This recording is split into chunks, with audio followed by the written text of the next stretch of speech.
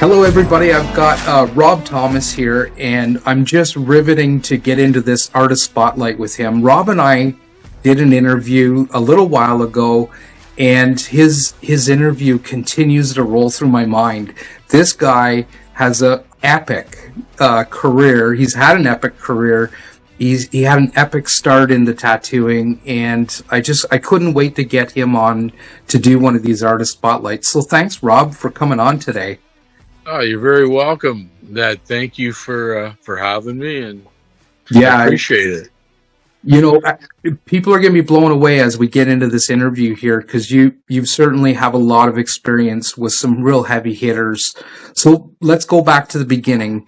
You first started tattooing. You were hand poking when you were 15. So Yeah, I think that was my first introduction to tattooing. My father had tattoos, a cobra and an eagle on his arm. So I remember growing up, like, wow, seeing his tattoos and knowing it was permanent, and that was my very first introduction growing up. But as I got older and time went on, and you hit 15, 16 years old, you get that crazy want to go wild attitude, I guess. And tattooing then in 1980 was a different, completely different scene. It was more underground. It was like the dark side of the tracks sort of thing, the other side where people they're tough, and tattoos had attitude, and the people that got tattooed had attitude as well. But my first introductions were like hand poking, and doing stupid little tattoos on my brother and on friends, and I literally went hardcore with it. Was doing like trying to do full backs and full arms and just anything I could, just hand poking. So hold on there. You were doing full backs and full arms, hand poking tattoos. Yeah. So I put a group of needles together. I'd melt it onto I used a toothbrush, to light the end on fire. And Sure. stick your needles into the end, right? Yeah. So it was pretty crude, and then you'd wrap thread around the end of the needle, and that would collect the ink. That's so right. You dip it into the ink, really crude, right? I had the same start, Rob. I did the same thing, like hand poking when I first started. So right. Yeah. So it kind of gives you that first initial experience of tattooing skin. That's right. So then I graduated to, the homemade machine. I used to make them out of hair dryers, but they're basically like a rotary style machine. The Bic pen and the jailhouse style machine, right? That's right. So I got to be pretty good with that tool, because it allows you to, it's kind of like what we have today, where it's easier to tattoo with. I found that the machine was light, and it could put the ink in where you could see it going into the skin. So it was a little easier to tattoo with a homemade setup, Yeah. And it would always break halfway through the tattoo, and, all That's kinds right. of problems, right? But So when I graduated to that with the machine, my tattooing, of course, improved. And then back then there was really no interaction between tattooers, and the odd tattoo shop that there was. I grew up in Sarnia, Ontario, so when my first tattooing there was just on my own, doing it by hand and not really knowing what the hell I was doing.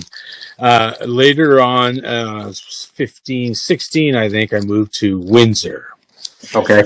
Actually, with my mom, we moved to Essex, just outside of Windsor. So I was living in Windsor in the city and still doing the homemade tattooing. And I actually, a bad kid, 16, you end up in trouble. And I ended up in the Windsor bucket. And I was doing a couple weeks in there, or whatever. And one day I seen this art that was set up on the shelf, and I was like, wow, who did this drawing? It was incredible. And I've got to find this guy. And so I did. I found out the guy, his name was Kevin Marentet. Okay. And I was like blown away by his art, because then in like 1980, 81, it was, it was all fine line tattooing, and it was all like single needle, 3 needle shaders. It was this like 5 needle round shaders. It was really tricky, Jack Rudy was our hero, and we loved his style. And, but Kevin was a fine line master as far as I was concerned. And we were both from the bad side of the town, and that was my start. And I really owe him a lot. Unfortunately, he later committed suicide, but tattooed until the day he decided to end his life through his own issues. It was pretty sad. But my first experiences in Windsor to get a street tattoo, I'd only had some little shitty tattoos I did on myself. I didn't want crappy tattoos on my body. So the only shop in town was World of Tattoos. Okay. And this fella, Chuck, and damn, I can't remember Chuck's last name, but his shop was called World of Tattoos. And I went there and got my first street tattoos from him. And then the next day I went back again and got another tattoo. I just loved it, and it was such an amazing experience to me that it's why I don't know if it's the reason, but it probably is why I stuck with it and was so fascinated in the magic of tattooing, getting that first tattoo, the pain, the sharp pain, and then the buzz of the needle, and the smell of the green soap, and the pictures all on the wall. It was just like, wow, this is it for me, And I really owe Chuck a lot of gratitude as well. And he's no longer with us, but he was the one that I remember to this day how I felt walking to his shop the day of my appointment. And I was so excited, my adrenaline was going. I was just floating down the street, a 16-year-old kid going to get his first tattoo. Yeah. I've never forgotten that. And I've always tried to be true to that when I tattoo people, because that day is what it meant to me.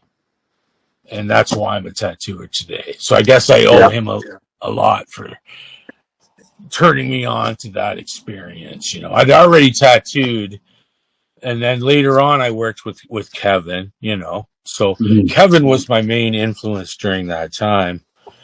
And then I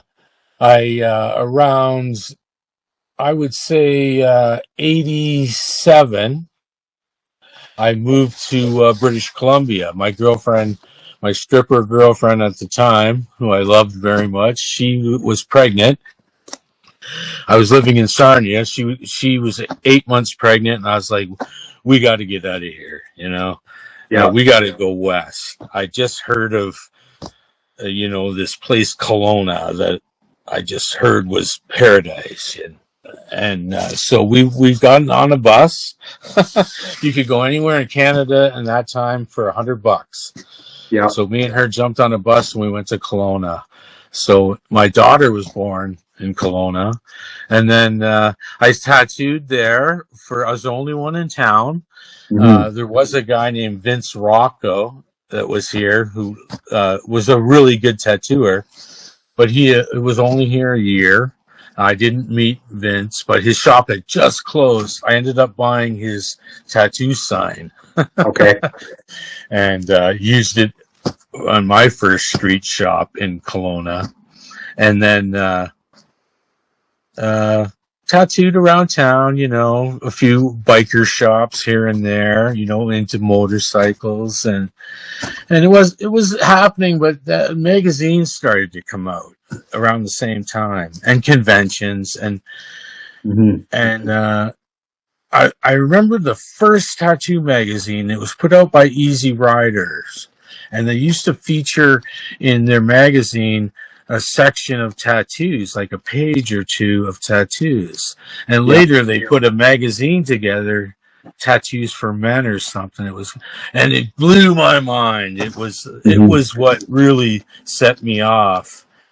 I was seeing like Don Nolan tattoos and Ed Hardy tattoos and Bob Roberts tattoos and in this magazine. And I was like, holy shit. And I was really into, at the time, this artist, Carrie Barba, who worked in California.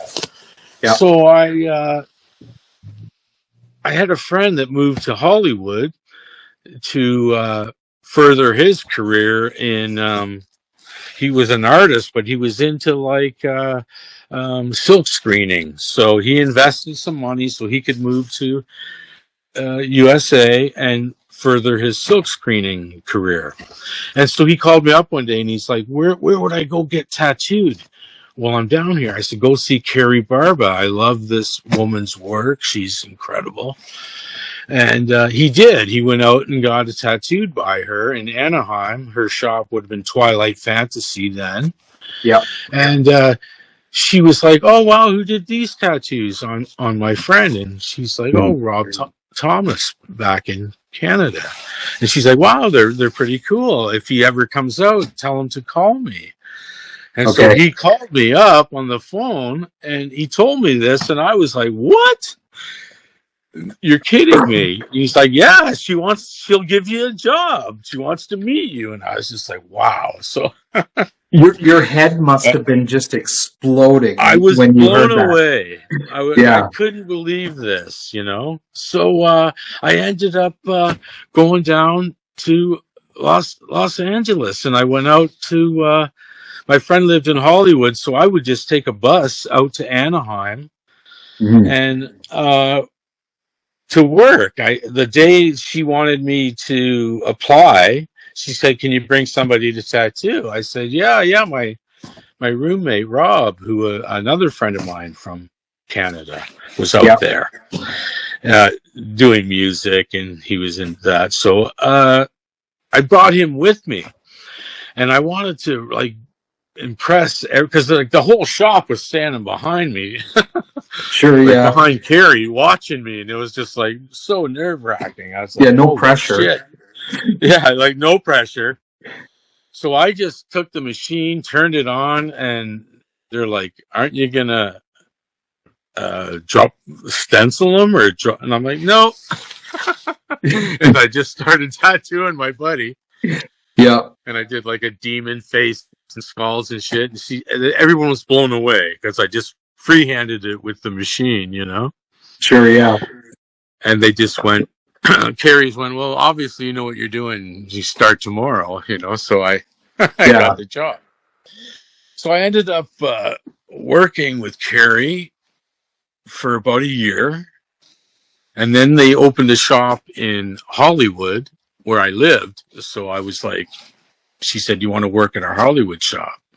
Melrose Tattoo. And I said, yeah, great.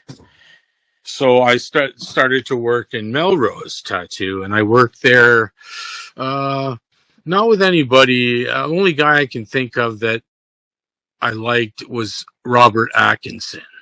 And I Sure. Yeah. worked with him there. And then he went on to work with Henning Jorgensen in Copenhagen.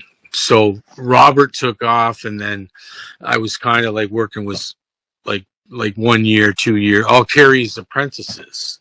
Okay. And I wasn't working with Carrie anymore, so I really wasn't learning, Yeah. And so during my days off, I would go around to other shops and check them out. And then one day I just decided that's it. I'm gonna apply for work, and I went to a bunch of shops down on Sunset, and then there was only at the time there was only 2 shops on Melrose, 3 shops. There was another guy, if I can pronounce his name properly, Savler or something. He has a bodysuit from Philip Lou. Yeah. So he's from Switzerland. He was there and upstairs on Melrose. I can't remember what it was called. And then there was Spotlight, and everybody was like feared Bob Roberts, because he was a vicious, mean old biker. He was in a club, the Galloping Goose, which is a old, majorly old motorcycle club, like literally started in 1946. Went to Sunset Strip, and I talked to Greg James and applied for a job there, and I met Robert Benedetti. Robert Benedetti did Ozzy Osbourne's tattoos. Okay. Yeah. And he was the owner. He took it over from Cliff Raven. A little history on Sunset Strip. So I did apply there the same day I applied at Spotlight.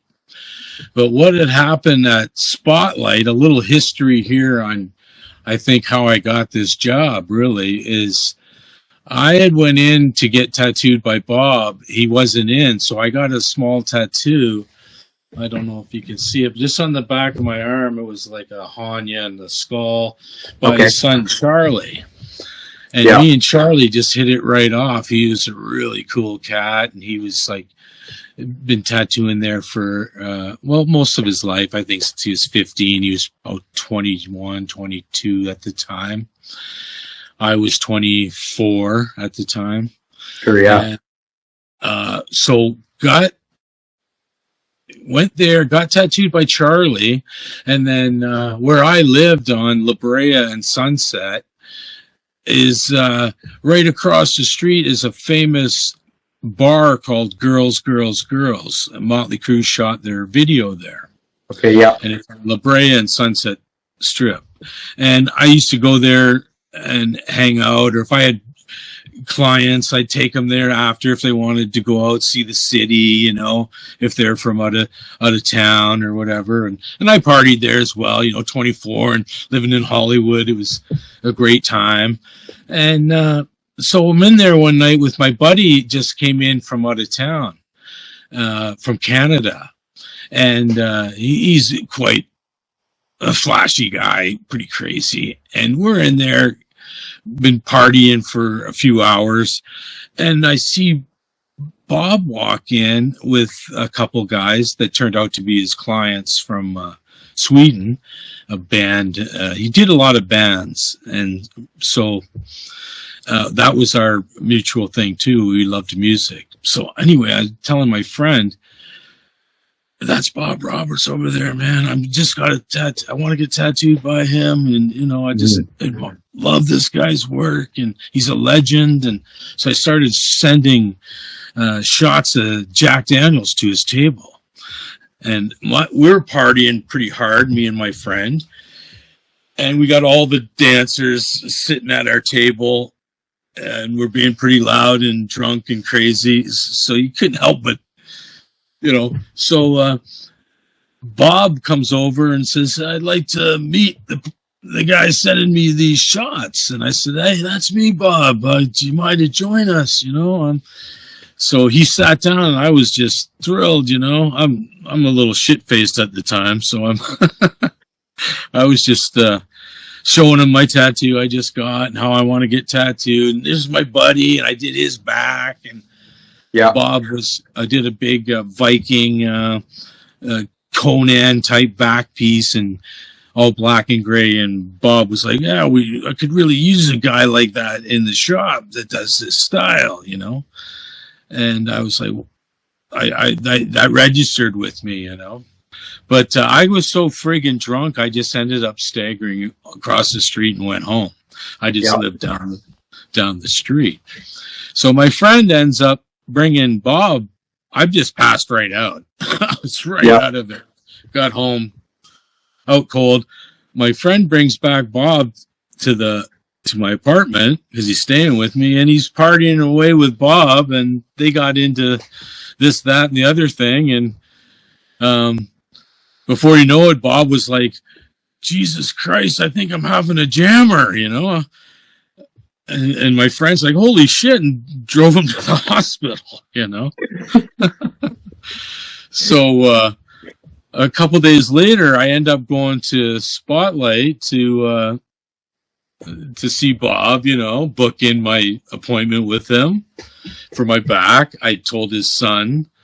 I really hit it off with Charlie. We ended up going out playing poker and hanging out a little bit. He's like, you really should ask my dad for a job, you know? And I was like, wow, I don't know. So I went there to talk to him about booking my back piece. And I was like, walked in, and Bob's like, oh, hey, how you doing? And I was like, good, how are you, man? I said, how was your night the other night? And he's like, oh, you know, it was all right. Your friend's pretty crazy, you know? And I was like, yeah. So he's like, he takes a break, and he ends up coming, how you doing, you know, and shake his hand. I'm like, good, I want to talk to you about my back. And he was like, yeah, right on, that'd be great. And so he's traced off my back. We came up with the idea. And then I was like, thanks, Bob. Here's a deposit. I'll see you, you know, a couple weeks. And I was leaving. He's like, I'm going to come out with you and have a cigarette. So we're outside bullshitting. And, you know, I'm still kind of in awe. And like, he's being really cool and just not the guy I'd heard, you know, like, sure, it's just wild, man. But, which was true, but not with me in such a case. But anyway, he says to me, hey, do you want a job? And I was just like, you're kidding. You're like, really? He's like, yeah, you want to start? And I'm like, wow. I said, I'd be so honored. I can't believe it, you know? I said, wow, yeah, I do. Yeah. And he goes, well, go get your stuff. You can start right now. And I couldn't believe it. I was blown away. So Melrose down the street, like 20-minute walk down the street. I just ran down to Melrose and my day off, and everybody was like, what are you doing here? It's your day off. And I'm like, go to my locker. I was like, I quit. I work for Bob Roberts now. You know? So it really wasn't the way I left, but it was. I seen Carrie later at the Ink Slingers Ball in Hollywood. Yeah. And she was giving me attitude. And I said, Carrie, like, you can't blame me for taking this opportunity to work for Bob Roberts. I said, you know, and she's like, yeah, you're right. So that's, you know.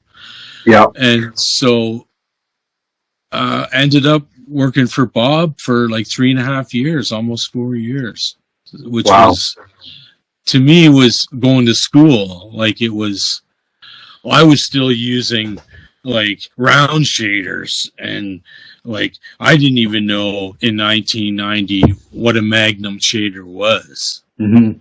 You know, like when I went to Spotlight, they're all using like, wow. And I tried 5 liners and 8 loose liners and, you know, 11 mags. And I was just like, holy Christ, this is the holy grail, you know?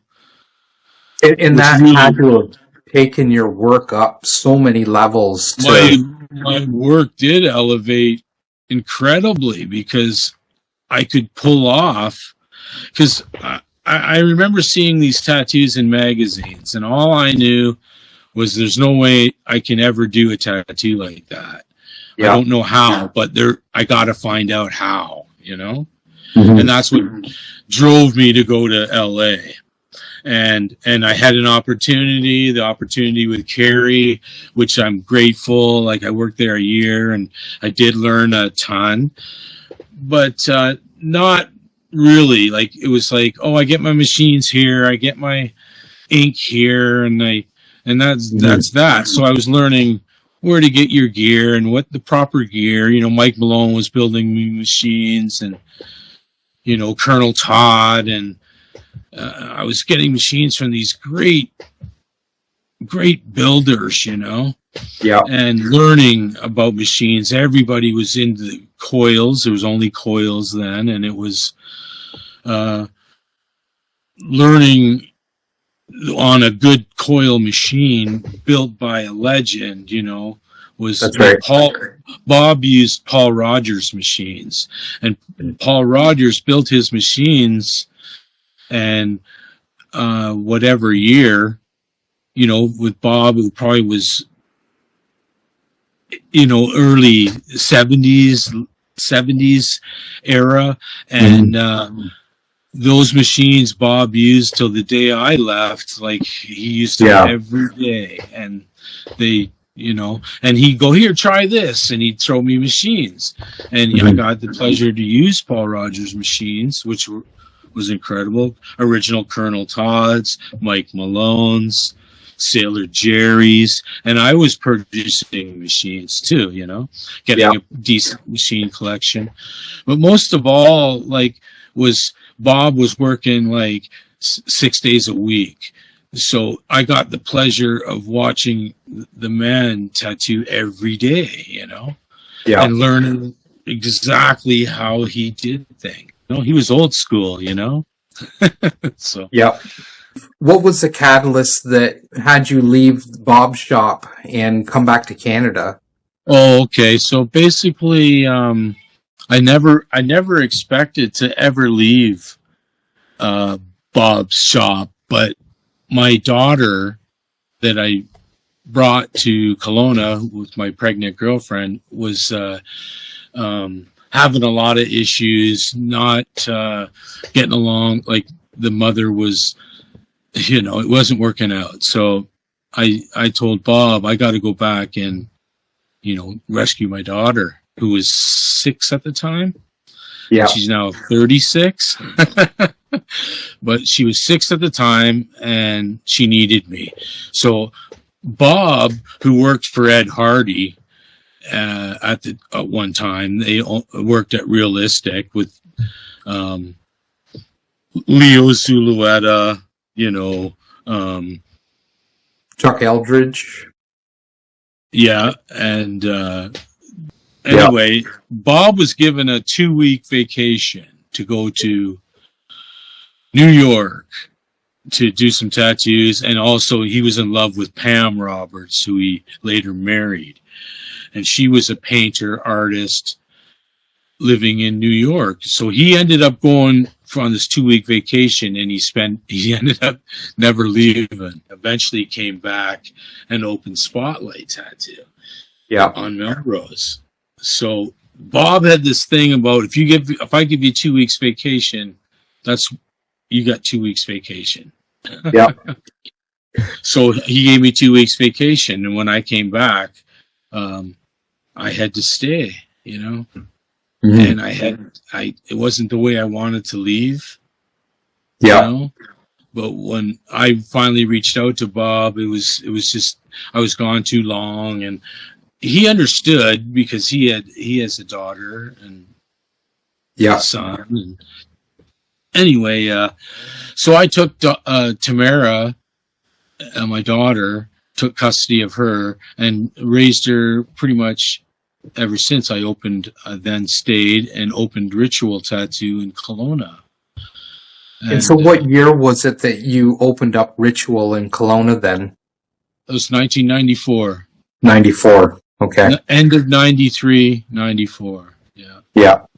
Because I came back, I wasn't sure what to do as far as opening a shop.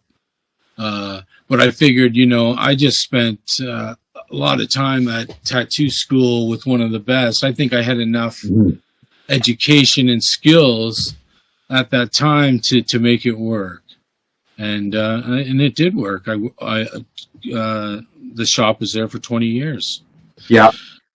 Until I eventually went private, like most people now. You just have a private shop, and your clientele just reaches out to you, right? That's right. Just like now, a little private studio, right? Yeah, and you're back in Kelowna now in a private studio. In Kelowna now, yeah. After a big rendezvous, 15-year hiatus, and now I'm back in Kelowna, which is fantastic. My family lives here. My grandchildren are here. My daughter's here. Old clients that I haven't seen in 15 years are here getting wanting tattooed, and new clients too. I've got an old girlfriend that she had kind of a really crappy tattoos on her arm when we dated, and now I'm re-sleeving her 2 sleeves. Nice. She wants to do a full back piece, and so I'm getting some big clients right now. It's good. I love big tattoos, so I've been known for, if you're going to him, he's not going to do a small tattoo, and that's right. So I want to push that on people. I want to push larger tattoos, more meaningful tattoos, more. I love the Japanese style, which I learned with Bob by going to Japan and being introduced to that whole, Japanese culture that was incredible. So, give us a brief highlight reel of some of your travels and where you've tattooed, because during that 20-year span at Ritual, you were all over the place, and you tattooed. I did a lot of traveling after I closed Ritual and I sold my home. I went to Europe, and I went to something like, I was counting, I think it's 53 countries, but I worked in Holland. I worked in England. Who did you work with in Holland? In Holland, I worked with Hanky Panky at his new studio with his daughter. Yeah. And I worked at the old Hanky Panky shop there, around the red light in the basement. And I worked there. I guested there before with Hank. Yeah. So I've been to Holland. I actually spent almost a year there. I met someone and stayed there for a year. And like England, I traveled all over England because England is fascinating for tattooing. I spent a lot of time in London, and I didn't necessarily work with. I worked with. Sorry, I can't remember. I worked with Alex Binney at his shop. Alex Binney used to work in Los Angeles, so I knew him from there. And he had a great shop in England where I met. I can't remember her name. She was going to kill me. She was in they had like a London Ink at one time. Okay. Like a LA Ink, Yeah. And a few of my tattoo comrades were on the show, so I worked with them over there. But I'm so bad with names. I'm sorry. I can't. Phil Kyle, he was one. He was from the States. But the other lady there I met was incredible Japanese artist. But damn, if I could remember her name. But yeah, I worked all over Amsterdam. I went to South Africa. Worked all over the United States, San Francisco. I worked with Grime in San Francisco. I worked with Mr. Nice Guy out in Oakland. I worked with a lot of history with LA tattoo artists like Eddie Deutsch, and Grime tattooed my stomach, and Eddie's done a bunch of tattoos on me, and Frisco, Frisco just have that love affair with San Francisco. Just the peace and love city, but the attitude of the people is still like that in a lot of ways. But the tattoo community, it's only like 7 square kilometers, but you got the world's best, and everybody's cool. Nobody has a, attitude, so to speak. That just does not happen anymore. That camaraderie is not existent anymore, really. Like, I'll go to a convention, I don't know anybody, but you still run into old favorites that still go, But yeah, like, I'm going to a small show in July in Kamloops. okay. So it's just an hour away from Kelowna. So here in BC, little conventions popping up here and there, Sure, yeah. And I think those are the ones you'll make money at, because if you go to a show, you got all the world's best there. Because I've done all the San Jose shows, the Frisco shows. I did all the, I've done every convention. Every country I went to was a convention. All the London show, the only show that I haven't gone to that I want to go to is Gods of Ink, Okay. which Mickey Valletto puts on, who's a good friend of mine. He puts on Milano. He puts on. He did put on London, but he's not doing London. He now does Frankfurt. Gods That's of right. Ink. And I remember you mentioning Mickey Valletto in our interview. You were a longtime friend with him. Yeah, me and Mickey go way back. We were both in a motorcycle club together. We're both not in that anymore, but it was more than that. Mickey's, like, to me, is the tattoo guru of the world. He's so nice, so accommodating, so friendly. All he does is to promote great tattoos. Like, he owns Tattoo Life magazine, Tattoo Energy magazine, which he's featured me 4 times in. Thank you, Mickey. He's given me access to his shows. Like, he's opened the door to Europe for me, like, he's just, I recommend, like, going to any show in Europe, because it really opens your eyes. They're doing a lot of different things than we are. Sure, yeah. Here, it's all the, I love it, but if I see another wolf head with a compass and I don't know, it just, this iPad tattooing, see, that's another thing too. I don't want to get into it too much detail, but I did get a all expenses paid vacation from the government for a while. A federally funded holiday. Yes. So I was gone for a while. And when I started this holiday, there was no such thing as pens. Yep. And then, so let's fast forward 10 years, and now it's all pens. And I've never seen a pen. I don't know anything about pens. So it's a new world, but also it's tattoo world now. It's so acceptable that you can't be discriminated. You can sue anybody that tries to not to give you a job. Like, it's tattoo world. So my whole life changed as far as my world. I was on top of my world at one time, and now I'm starting back at the bottom of the ladder.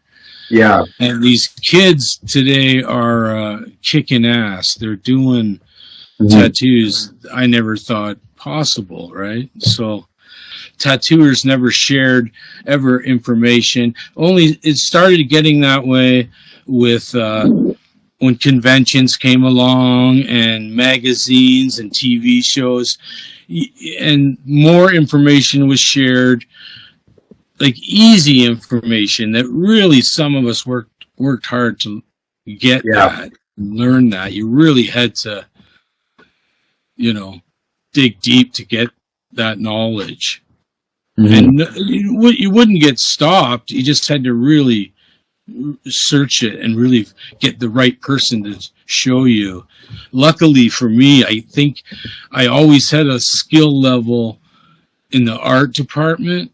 You know, I always could draw like anything at one time. So I was versatile, and then, you know, Well, and not when really you developed like, sorry, go ahead. so when you got into tattooing, your skill set, you were among a very small group of people that could produce the type of drawings you were producing back then, and Sure. and I think that's it, you had to Well, have there been that wasn't good. stencil machines. There wasn't stencil paper. There wasn't a way to really, when the stencil paper came around, you could transfer your images. But Yeah. I started with acetate plastic stencils in the engraver, and then you put the powder on, which was powdered black ink, and then you press it on the skin with Vaseline on the skin, press the Yeah. acetate stencil on, and you always had the tattoo from the bottom working up, or you'd wipe that damn stencil all off. So to this day, today, no matter where I am tattooing, even if it's in a real painful, I always start from the bottom and go up. Sure, yeah. Tattoo I do. Because of that old school that I learned, you know. That's right. With acetates. Yeah, because you learned the hard way when you wiped halfway through your tattoo, you wiped your whole damn stencil off. Oops. Yeah.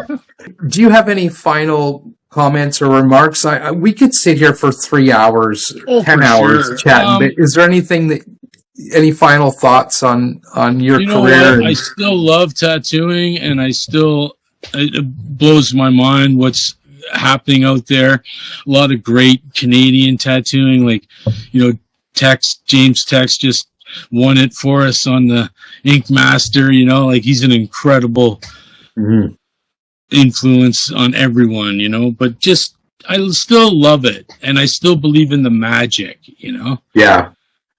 I still believe in that. From the day I went skipping down the street in Windsor when I was 15 or 16 to get tattooed. So I try to stay relevant to that every tattoo I do. What this tattoo means to your client. Yeah, it might be just another day. You might be in a pissy mood. You might be whatever. But you want to do always, you know, when I'm tattooing, everything goes out the window, and I love it, you know. Yeah. It never ever went away from my mind, or, you know, I've tattooed every day since I was a kid. As soon as I learned it was it, you know. Yeah. So I just want the people to be as true to it as that, you know. Yeah. Still think of the magic and what it means to your clients. You're making their life. You're making their world. Yeah. You're Especially in a big job, right? You're 100% right, Rob. Rob, thank you so much for doing this artist spotlight. Thank you, Ned. I really appreciate it, man. It's been a great pleasure, man. Can't wait to talk to you again. Hey, I think it's great what you're doing, man, because you're kind of getting, you've opened the door to meet so many fantastic, great people, great artists. That's fucking, it's got to like make your head like, and influence you too, right? My tattooing is growing. My heart is so full. Like, I am so grateful for everybody's time. The world is, there's nothing better, like nothing that, you know, keeps us like this, right? Yeah. So we'll always have that, you know. I'm so grateful always stay for everybody. true to you and stay true to your art. Thanks, Rob. You're welcome, bro. Thank you. And thanks for everybody for taking some time to watch this episode. Like I said, when Rob and I initially filmed, we did this interview over 2 or 3 phone calls, a couple hours at a time. When I publish the books, you're gonna get to hear a much expanded story of Rob's career.